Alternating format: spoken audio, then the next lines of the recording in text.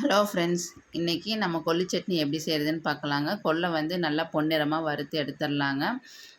வறுத்து எடுத்த பின்னாடி 2 ஸ்பூன் எண்ணெய் விட்டு கொஞ்சோண்டு கடலப்பருப்பு, கொஞ்சோண்டு உளுந்தம் பருப்பும் போட்டு நல்லா பொன்னிறமாக வணக்கிடலாங்க.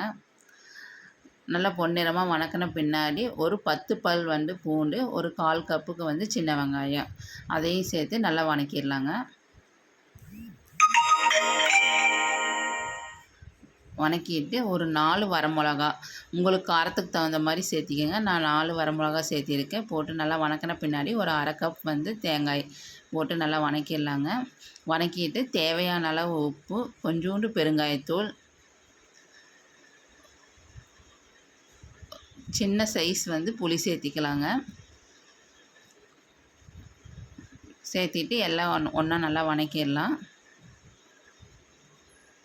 வணக்கிட்டு நல்லா ஆறின பின்னாடி அரைச்சிடலாங்க. ஃபஸ்ட்டு கொல்லை வந்து கொஞ்சம் கொரகொரப்பாக அரைச்சிட்டு அதுக்கப்புறம் வெங்காயம், தேங்காய், வரமிளகாயெல்லாம் போட்டு நல்லா அரைச்சி எடுத்துடலாங்க. அரைச்ச பின்னாடி வந்து கொஞ்சோண்டு எண்ணெய் விட்டு கடலப்பருப்பு, கடுகு, கருவேப்பிலையும் போட்டு தாளித்து கொட்டிடலாங்க. அவ்வளோதாங்க ஃப்ரெண்ட்ஸ், கொள்ளு சட்னி ரெடி ஆயிடுச்சு.